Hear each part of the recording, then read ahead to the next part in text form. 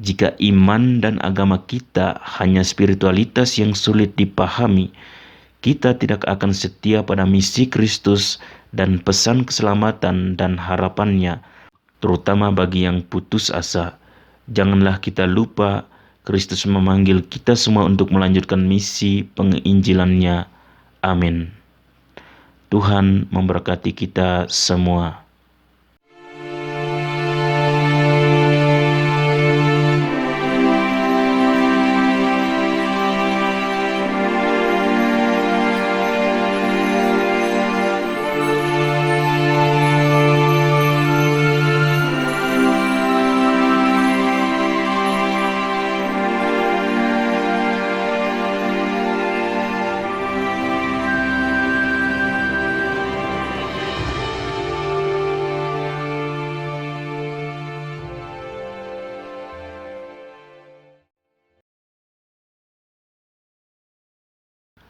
Selamat pagi para saudara dan saudariku yang dikasihi oleh Tuhan kita Yesus Kristus. Kembali lagi bersama saya Frater Andra dalam permenungan kita pada pagi hari ini, Minggu 18 Juni 2023. Marilah kita awali permenungan kita pagi ini dengan doa. Dalam nama Bapa dan Putra dan Roh Kudus. Amin. Bapa yang pengasih, kami berterima kasih kepadamu karena Engkau begitu dekat dengan kami dan kami pun bisa dekat denganmu. Kami berterima kasih bahwa sepanjang hari-hari kami dapat menjadi orang yang mendengarkan-Mu dengan sepenuh hati dan pikiran kami, orang yang mendengarkan dan yang dapat menerima apa yang baik dan benar untuk hidup kami, dan yang dapat memberikan kesaksian tentang kekuatan-Mu.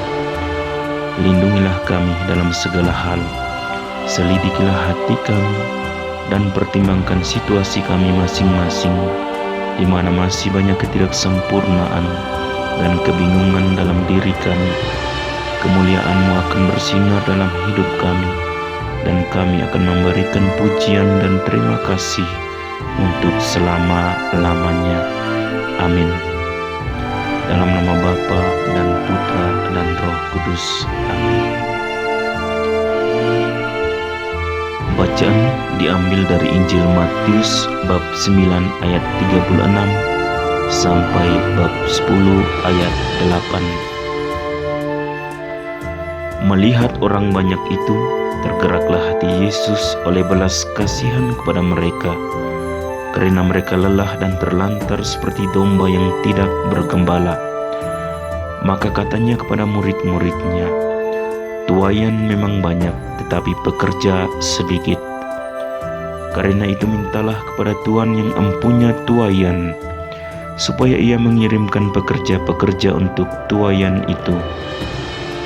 Yesus memanggil ke-12 muridnya dan memberi kuasa kepada mereka untuk mengusir roh-roh jahat dan untuk melenyapkan segala penyakit dan segala kelemahan. Inilah nama ke-12 rasul itu. Pertama Simon yang disebut Petrus dan Andreas saudaranya, dan Yakobus anak Zebedeus dan Yohanes saudaranya, Filipus dan Bartolomeus, Thomas dan Matius pemungut cukai, Yakobus anak Alfeus dan Tadeus, Simon orang Zelot dan Judas Iskariot yang mengkhianati Dia. Ke-12 murid itu diutus oleh Yesus, dan Ia berpesan kepada mereka, "Janganlah kamu menyimpang ke jalan bangsa lain atau masuk ke dalam kota orang Samaria, melainkan pergilah kepada domba-domba yang hilang dari umat Israel. Pergilah dan beritakanlah, kerajaan surga sudah dekat. Sembuhkanlah orang sakit, bangkitkanlah orang mati, tahirkanlah orang kusta, usirlah setan-setan. Kamu telah memperolehnya dengan cuma-cuma, karena itu berikanlah pula dengan cuma-cuma." Demikianlah Injil Tuhan. Terpujilah Kristus. Saudara dan saudariku sekalian, hari ini kita dihadapkan dengan beberapa teks yang mencoba menunjukkan identitas dan relasi, identitas suatu kaum yang menjadi orang kepercayaan Tuhan yang harus berbeda dengan kaum lain, meskipun tidak serta-merta menjauhkan diri dari mereka, melainkan menjadi perantara yang sama. Tuhan dengan kemanusiaan. Untuk alasan ini, Tuhan telah memilih bangsa Israel dan telah bersekutu dengannya, seperti yang dilakukan oleh para raja dan kaisar di zaman kuno. Konsep perjanjian adalah benang emas perjanjian lama dan kunci teologi dan spiritualitas bangsa Israel. Ini tidak selalu dipahami oleh Israel, tetapi para nabi dipaksa untuk mengingatkannya, untuk mengungkap dan menuntut banyak hal dari bangsa Israel. Teks tersebut memiliki cara yang sangat khusus untuk menampilkan Tuhan sebagai pemilik dan penguasa umat yang membebaskan mereka dari perbudakan di Mesir dan memimpin mereka melalui padang gurun menuju tanah yang dijanjikan. Bacaan kedua adalah salah satu teks tersulit dari surat Paulus ini, antara lain karena pada ayat 6 sampai ayat 7, dengan mana bacaan hari ini dimulai memunculkan beberapa masalah tekstual yang selalu menarik perhatian kita. Memang benar bahwa kita sekarang tidak dapat membahas apakah mereka memiliki nada Paulus dari ayat-ayat sebelumnya dan sesudahnya. Bagaimanapun, ini mencoba untuk menjadi penjelasan mengapa Kristus menyerahkan hidupnya untuk orang berdosa seperti kita. Hal yang normal, bagaimanapun juga adalah mati untuk orang baik. Tetapi umat manusia telah berpaling dari Tuhan. Namun Kristus ingin memberikan nyawanya untuk kita. Dia tidak menunggu umat manusia bertobat pada Allah atau menjadi kudus dan tidak bercela. Sejalan dengan bacaan hari ini, dapat ditunjukkan bahwa umat Allah belum mampu menjadi bangsa yang kudus. Sebaliknya, dosalah yang telah mengambil alih bangsa perjanjian ini. Lalu apa yang akan terjadi? Tuhan tidak memutuskan aliansinya, dan oleh karena itu, kematian Kristus menjadi bukti kasih Tuhan bagi kita, bagi orang Yahudi dan orang kafir atau orang pagan. Menurut pemikiran Santo Paulus dalam suratnya kepada orang Romawi, darah Kristus seharusnya tidak lagi ditafsirkan dalam kebutuhan pengorbanan dari kultus perjanjian lama, tetapi maknanya berbeda. Kristus telah memberikan hidupnya untuk keselamatan dan pembebasan bangsa baru. Maka dalam konteks ini, dalam Roma 5, kasih Allah dinyatakan sebagai solusi bagi kemanusiaan yang hilang. Kristus telah mendamaikan kita. Ini merupakan tema rekonsiliasi, dan tema rekonsiliasi ini adalah salah satu aspek teologi Paulus tentang kematian penebusan Kristus, meskipun bukan yang paling alkitabiah. Padahal Paulus memahami misinya sebagai rasul dan utusan Allah dengan tugas mendamaikan. Yang paling penting adalah menunjukkan bahwa dalam rekonsiliasi Kristiani, Tuhanlah yang berinisiatif untuk semua tujuan. Untuk alasan yang sama, ketika berbicara tentang musuh, Tuhan bukanlah musuh umat manusia. Bagaimanapun itu adalah kemanusiaan Tuhan, meskipun ungkapan itu harus bernuansa karena karakter simbolis yang ingin diberikannya.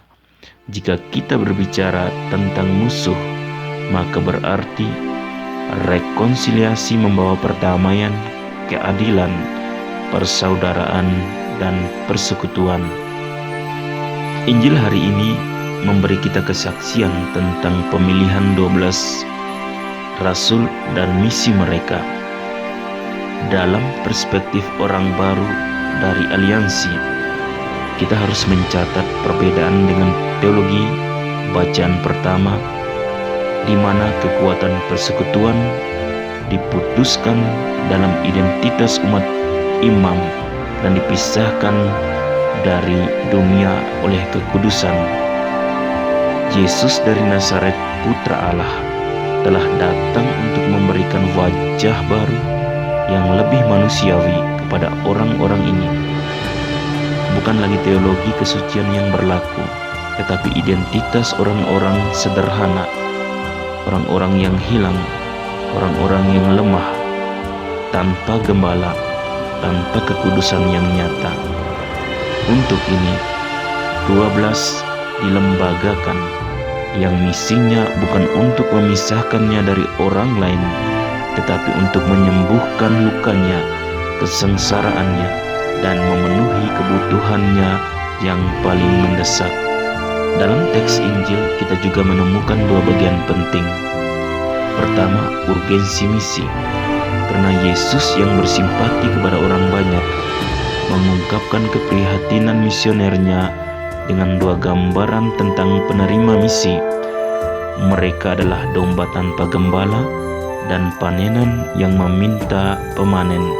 Kedua, ada pengutusan pertama dari 12 rasul yang namanya disebutkan oleh penginjil. Selanjutnya Yesus memberikan beberapa instruksi tentang pewartaan kerajaan Allah dan tentang tanda-tanda pembebasan. Dia mempercayakan sesuatu yang sangat berkompromi kepada ke-12 rasul ini. Mereka harus mengumumkan bahwa kerajaan surga telah tiba, dan pada saat yang sama mereka harus menyembuhkan orang sakit, membebaskan mereka yang kerasukan setan, dan bahkan membangkitkan orang mati dan segalanya. Semuanya ini dilakukan mereka tanpa pamrih, karena mereka telah menerima kuasa dengan kekuatan ini secara gratis, dan mereka juga harus melakukannya secara gratis pula. Hal pertama yang harus dipelajari oleh para rasul adalah bersama Yesus, yaitu mempelajari gaya hidupnya, meneladaninya dalam sikapnya, secara khusus kapasitasnya untuk belas asih dan cinta kepada orang lain.